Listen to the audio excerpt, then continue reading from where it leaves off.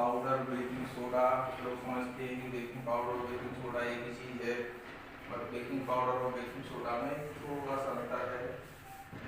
Baking soda पढ़े हो 22 पूछा गया है कि केक बनाने के लिए बेकिंग पाउडर का यूज़ किया जाता है, अगर उसमें इसकी जगह तुम बेकिंग सोडा का करेंगे तो क्या होगा और क्या इफेक्ट पड़ेगा। तो पहले तो baking powder,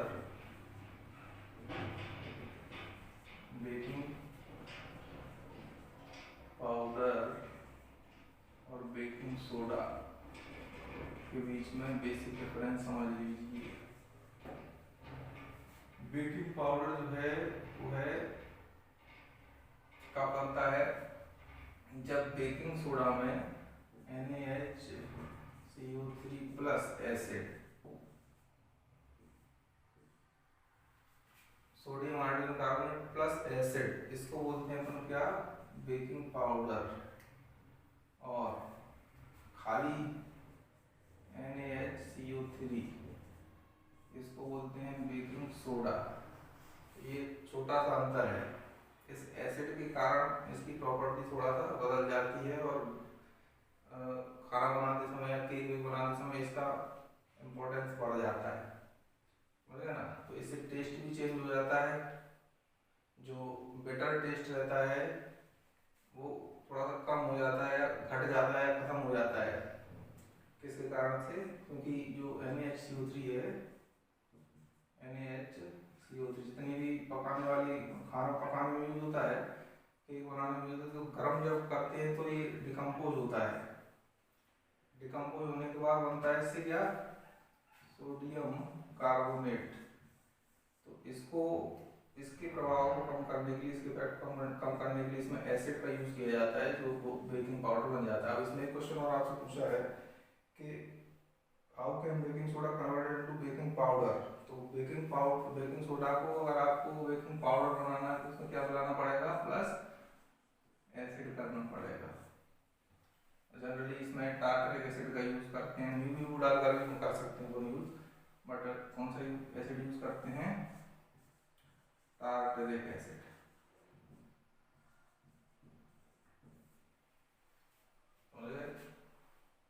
question number 23।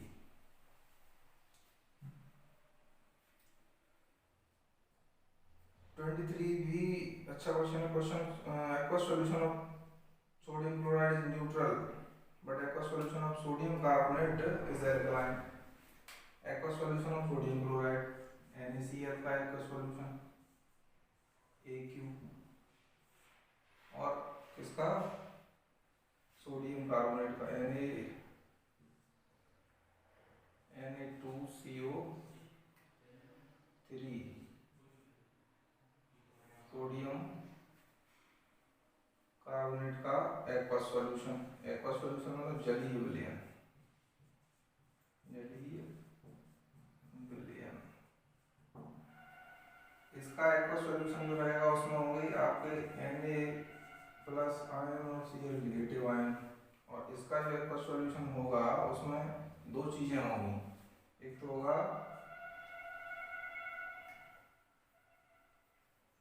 NaOH जो कि क्या है, स्ट्रॉन्ग बेस है, स्ट्रॉन्ग बेस, और दूसरा होगा प्लस, दूसरा होगा कार्बोनिक एसिड,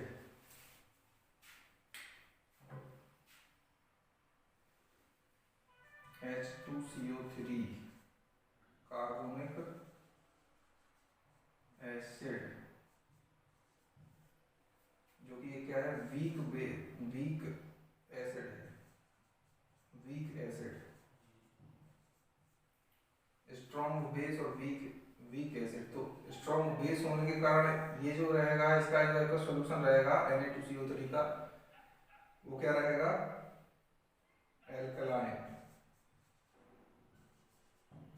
एल्कलाइन क्षारीय, क्योंकि इसके साथ में क्या है, स्ट्रॉन्ग बेस है। और ये न्यूट्रल क्यों रहेगा, क्योंकि जितनी मात्रा, जितनी संख्या में Na पॉजिटिव है उतनी संख्या में क्या होंगे, Cl नेगेटिव। तो so is solution of NaCl is neutral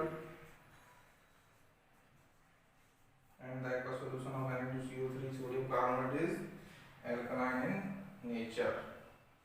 question number 23 note कर लीजिए। Now question number 24। Question number 24 में पूछा है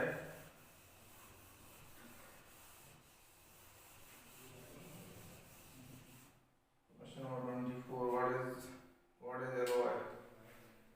क्वेश्चन नंबर 24 एलॉय मिश्र धातु। एलॉय दो धातुओं या तीन धातुओं का मिक्सचर एलॉय होता है, जैसे कि हमने स्टेनलेस स्टील देखा था। स्टेनलेस स्टील, इसका कंपोजिशन क्या था आपका, आयरन था प्लस क्रोमियम था प्लस कार्बन था, मतलब दो धातुओं का मिक्सचर क्या होता है, एलॉय होता है। इसके और थ्री एग्जांपल्स लिखना है, तो वो आपको बुक में मिल जाएंगे, देख लीजिए।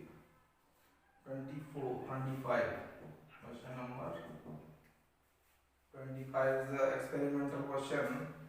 You are given a hammer, battery, bulb, wire and switch. ये चार चीजें आपको, पांच चीजें दी गई हैं और आपको बताना है आप कैसे distribute between the metal and non metal करेंगे, डिफरेंस कैसे निकालेंगे मेटल और नॉन मेटल में इन चीजों का यूज करके। तो हम जानते हैं कि non metals are bad conductor of heat and electricity. तो जब हम करंट पास कराएंगे सर्किट बना करके तो नॉन मेटल में पास नहीं होगा और मेटल में करंट पास हो जाएगा। तो इस तरीके से हम डिफरेंस कर सकते हैं इन चीज़ों का यूज करके। क्वेश्चन नंबर 26 ये बहुत इंपॉर्टेंट क्वेश्चन है और अच्छा क्वेश्चन है। The activation of aluminium decrease when it is immersed into HNO3। जब नाइट्रिक अम्ल में एल्यूमिनियम को डिप किया जाता है, डुबाया जाता है, तो इसकी जो क्रियाशीलता रहती है, एल्यूमिनियम की जो रिएक्टिविटी रहती है वो घट जाती है। रिएक्टिविटी क्या हो जाती है, डिक्रीज हो जाती है। क्यों हो जाती है, क्योंकि एल्यूमिनियम क्या है, पावरफुल ऑक्सीडाइजिंग एजेंट, पावरफुल ऑक्सीकारक है HNO3 नाइट्रिक एसिड। तो ये क्या करता है, एल्यूमिनियम, माना कि ये एल्यूमिनियम है, ये क्या है, एल्यूमिनियम का कोई टुकड़ा है, इसको डुबाया है HNO3 में, और HNO3 में डुबाने से क्या होगा, क्योंकि हाईली ऑक्सीडाइजिंग एजेंट है तो ऑक्सीजन निकलेगी और यहाँ पर इसकी जो परत है, इसकी सरफेस पे क्या बना देती है, Al2O3 की परत, एल्यूमिनियम ऑक्साइड की परत। तो एल्यूमिनियम ऑक्साइड की जब परत बन जाएगी तो एल्यूमिनियम की रिएक्टिविटी क्या हो जाएगी, कम हो जाएगी, क्योंकि किसी दूसरे से वो रिएक्शन पर नहीं कर पाएगा, क्योंकि इसकी जो सरफेस पर क्या है, जमा हो गया है Al2O3।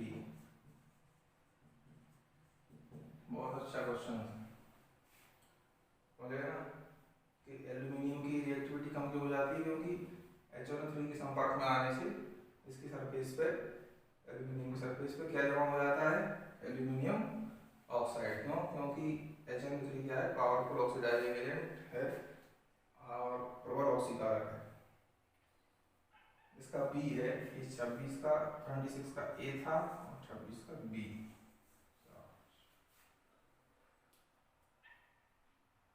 Sodium chloride is in conductor of electricity in solid state.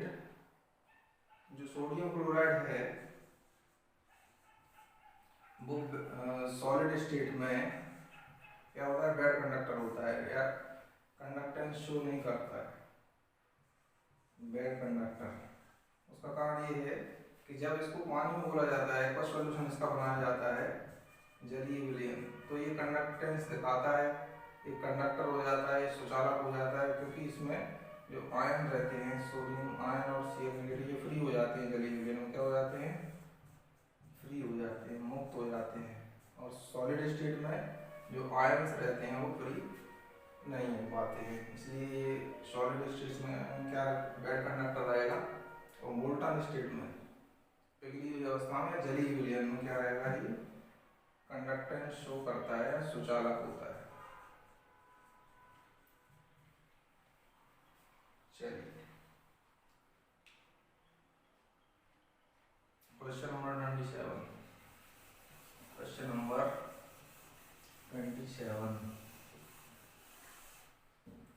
Question number 27। Question number 27 पूछ रहा है आपका, how do we combine with oxygen to form oxide. ये कुछ रिएक्शन करके दिखाना है आपको, ए और बी। ए में लिखा है iron with steam, iron with steam. Steam मतलब गर्म जल या भाप, वेपर, भाप। और potassium with water, potassium with water. ये दोनों रिएक्शन अपन चैप्टर नंबर 3 में पढ़े हैं, केमिकल प्रॉपर्टीज ऑफ मेटल्स का जो वीडियो है वो आप देख लीजिएगा, दोनों रिएक्शन आपको मिल जाएंगे। आयरन स्टीम से रिएक्शन इसलिए करता था क्योंकि आयरन जो है वो कम रिएक्टिव होता है, इसलिए इसकी डायरेक्ट वाटर से रिएक्शन नहीं होती, स्टीम से रिएक्शन होती है, गर्म जल से होती है। इसका वीडियो हमने बनाया था चैप्टर नंबर 3 में, चैप्टर नंबर 3 में जा करके देख लीजिएगा। Question number 28। Question number 28।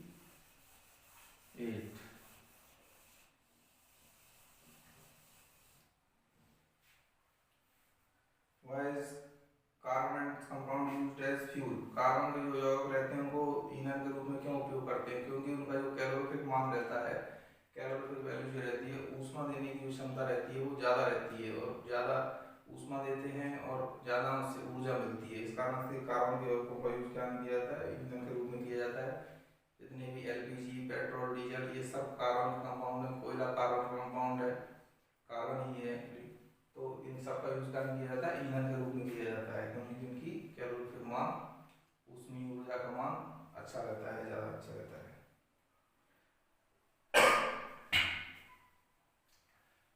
Question number 29। What bond are found in carbon. Carbon में कौन से बंध पाए जाते हैं, कोवेलेंट सहसंयोजक बंध, सहसंयोजक बंध। कार्बन के जितने भी यौगिक रहते हैं सब में ये बंध पाया जाता है। ए 29 का ए था, ये बी में पूछा था। बी इंग्लिश मीडियम के क्वेश्चन पेपर में गलत टाइप हो गया था, उसमें एरोट्रॉप पूछा था। कार्बन के अपर रूप कौन कौन से हैं, तो हीरा, ग्रेफाइट, ग्रेफाइट, फुलेरिन, ये सब क्या है, एरोट्रॉप्स, एरोट्रॉप्स या अपर रूप, ये पूछे थे। Question number 30।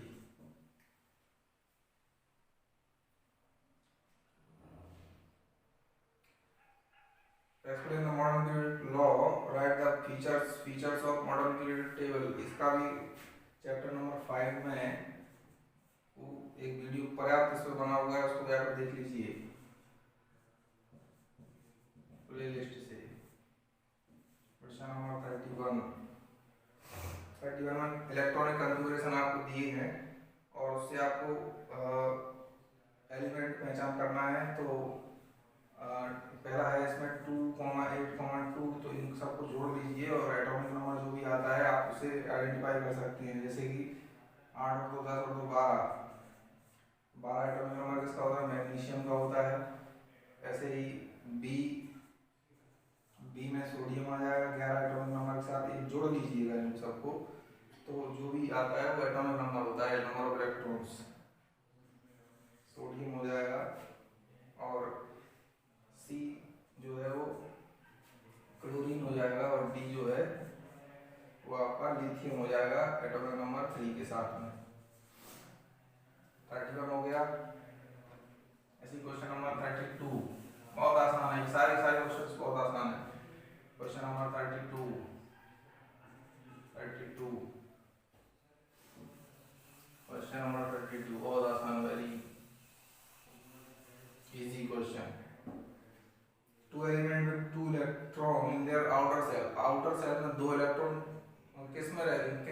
कौन से तत्वों में रहते हैं जो सेकंड ग्रुप के एलिमेंट हैं, कौन कौन से, बेरिलियम, मैग्नीशियम, कैल्शियम, ये सारे सारे सेकंड ग्रुप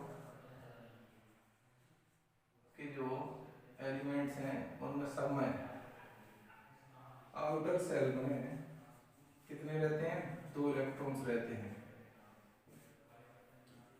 ए में पूछा था, ये बी में पूछा है 3 एलिमेंट, 3 ऐसे तत्वों के नाम लिखना है जिनका आउटर सेल फुल है। तो जो नोबल गैसेस रहते हैं उनके पूरा सबका आउटर सेल जो है वो फुल फिल रहता है।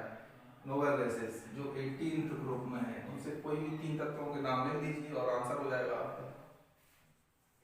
18th ग्रुप कौन कौन से हैं इसमें, सारी की सारी नोबल गैसेस।